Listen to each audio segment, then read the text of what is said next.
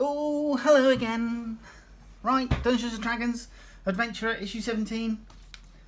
Nice, nice. These are the ones with the axe in. Ta-da. Yeah, they are. They're the ones with little axes in. Cool. Right, and we've got another character sheet.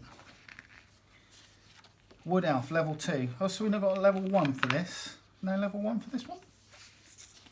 Right, okay. And that, strangely, that's attached, directly attached there. So let's just take that off. Right, here we go. Dungeons and Dragons. Way of the Druid. Displace a beast. Buy and sell magic items. Weaving scenes together. Sometimes it makes sense to split a party to complete different tasks, in which case it's important for a DM to know how to effectively cut between the two scenes. If you ask experienced D&D players for tips on how to survive a dungeon, don't split the party tops the list every time. Yeah, don't split. There's strength in numbers, and encounters designed for a full party will wipe the floor with an overextended scout. It's a headache for the Dungeon Master too. Managing 2 or more separate groups of players at the table can be tricky, so some DMs are more hesitant to split than their players. Yet there are reasons why some players might want to go off in different directions, so let's explore some techniques a DM can use to keep things fun. Firstly, the party might have several tasks to undertake or leads to follow up, and dividing them between party members helps them cover more ground. While exploring a dungeon, adventurers can become separated accidentally.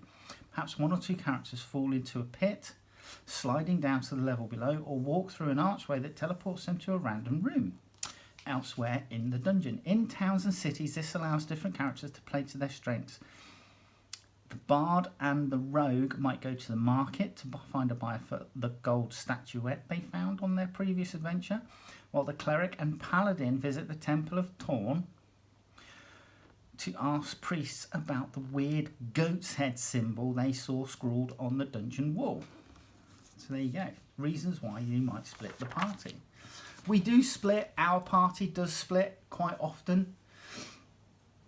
And quite often it's normally when we're in port and we're doing different things, like for example if we need to go and buy supplies, or we need to go and find something out in the tavern. So our bard might toddle off to the tavern because she's quite bouncy and bubbly, and you know, the chances are that she might be able to sort of like talk people into giving her information, and we'll toddle off to try and sell whatever it is we've managed to recover. Handling separate scenes and bringing the group back together. Right, buying magic items. Our DM has just given us the information about scrolls, and we're not talking about the ones from Marvel. These are a scroll, a parchment paper, which has a spell written on it, and then you say the spell, the scroll turns to dust, and the spell takes effect. So we've just been given the lists for all the various spell scrolls that we can buy, which has been quite handy actually. Players laden down with excess gold may want to spend some of it purchasing magic items they can use in their upcoming adventures. Yeah, which is fair enough. Buying magic items. So roll 1d6 times on magic items table A. Items for sale. If a player looking for a specific magic item, first decide if it's an item you are happy to have in your game. If you are, include the desired item among the items for sale on a check total of 10 or higher if the item is common, or 15 or higher if it is uncommon, 20 or higher if it is rare, 25 or higher if it is very rare, and 30 or higher if it is legendary. Selling unwanted items can lighten your load and earn you extra cash. If an ability check goes your way, that is.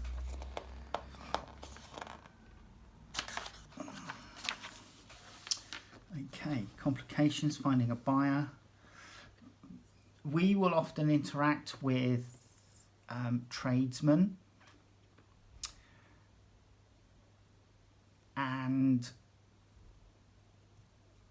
we will obviously try and barter, and we normally have to roll on do a charisma roll to see whether we can talk somebody into giving us a better price.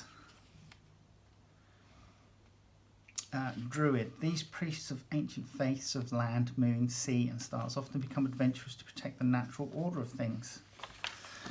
We don't have a druid in our group. We have a tiefling sorceress. We have a dwarf bard. We have a, I want to say gnome ranger. Yeah, gnome ranger.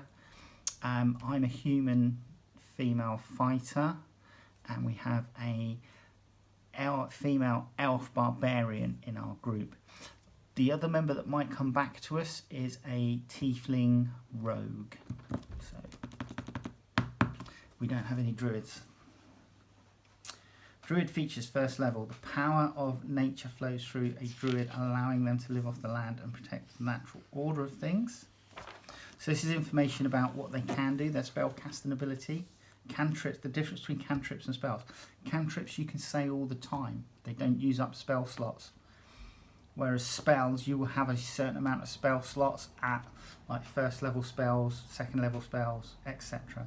That you, once you've used those spell slots, you then have to rest to regain them back. Druid features, second level, part 1. As druids progress, they commit to a circle that matches their beliefs and helps protect the natural world.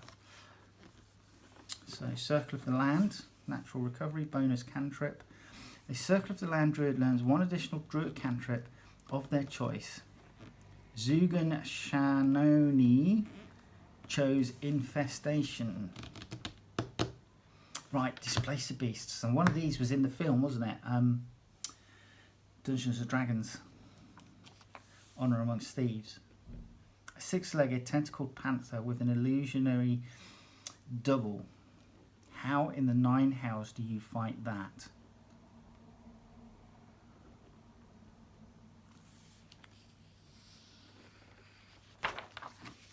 So yeah, and that was our Displace the Beast was one of our standees that we got in issue 14.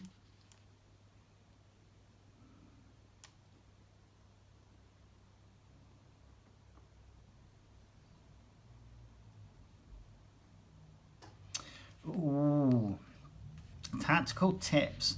The Displace a Beast's most deadly ability is the one that gives it its name, making it both a master ambusher and very hard to hit. Sadly, a Dispel magic spell won't disable this monster's displacement, but if you're able to cast True Seeing or have an item which provides this magical sense, then you'll be able to discern the real beast from its projection. Another way to disrupt its trickery is to incapacitate the beast by stunning, paralysing or petrifying it.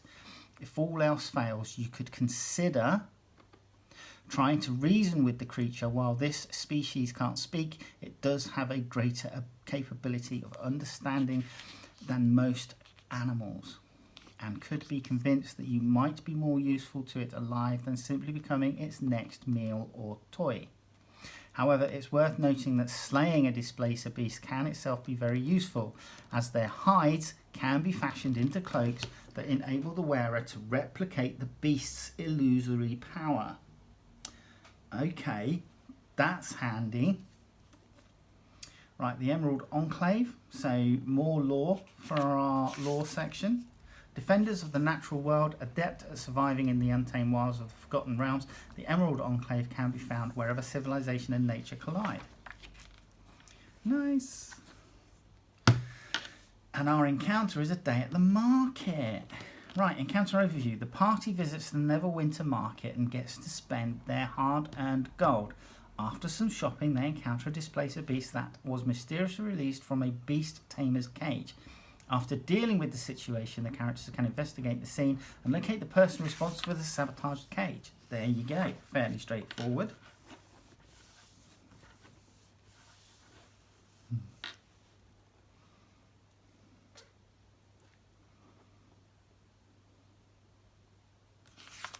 Spell scrolls. Talking of spell scrolls, here we go. Spell scrolls. Stat blocks, Druid, Displace the Beast, Guard. And Circlet of Blasting. So magic items that we can find in the market. Circlet of Blasting. Elixir of Health, Potion rare. When you drink this potion, it cures any disease afflicting you and removes the blinded, deafened, paralysed and poisoned conditions. The clear red liquid has tiny bubbles of light in it. Potion of Healing, that's common.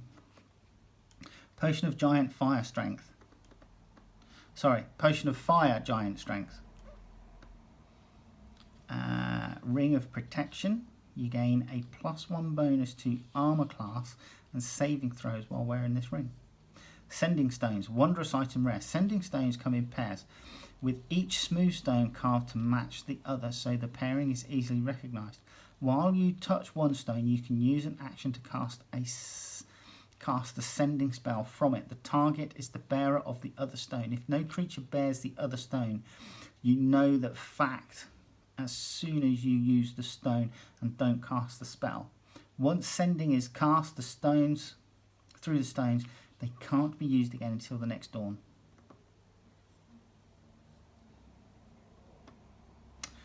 Wand of Magic Missile. That's... yeah. That... I can just be so inappropriate with that. But I won't. Just in case there's children watching. So, our Druid. Druid, Wood Elf, Hermit. Level 2. Like I say, it's interesting to note we don't get our first level card with this Druid character sheet. So, Strength +2, 15, Dexterity +2, 14, Constitution +3, 16, blah blah blah. Right, they have light armor, medium, proficiencies in languages, proficiencies in light armor, medium armor, shields, weapons, club, dagger, dart, just javelin, longbow, longsword, mace, quarterstaff, scimitar, shortbow, short sword, sickle, sling, spear, etc. Tools, herbalism kit and woodcarver's tools. Languages, they can speak common, druidic, elvish and giant. They have a scimitar as a melee weapon and thorn whip, which is a cantrip. They have a bedroll blanket, common clothes, hempen rope, herbalism kit, leather armour, mess kit, rations ×10, a scimitar, tinderbox, 10 torches, water skin and wooden shield. So if I remember rightly, a shield gives you +2 to your armour class. So that armour class would be, when you're wielding your shield, would become 17. If you're not wielding your shield, then it stays at 15. Fey Ancestry. So there are some bonuses to being an elf. Your Fey Ancestry is one of them. Stops you from being put to sleep by magic, etc. Let's have a look at our axe dice.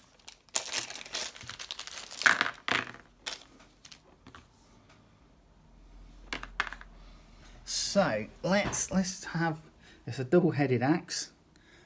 Don't know if you can see that in there. Yeah. Double-headed axe. These look nice. So, yeah, okay.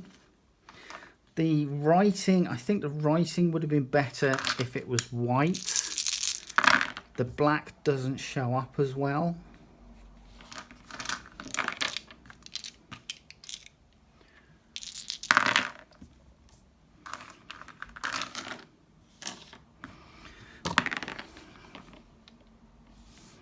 Is it me, or is that slightly bigger than the standard dice we've had?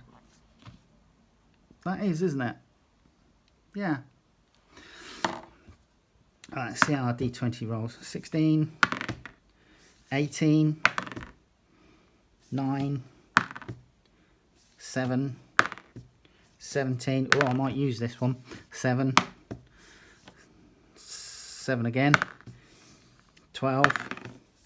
14, yeah, I think I might use this one. So yeah, okay, so that was Dungeons & Dragons, issue 17. There is our dice and our character sheet. And I'll see you in the next video. Alright, take care. Bye-bye.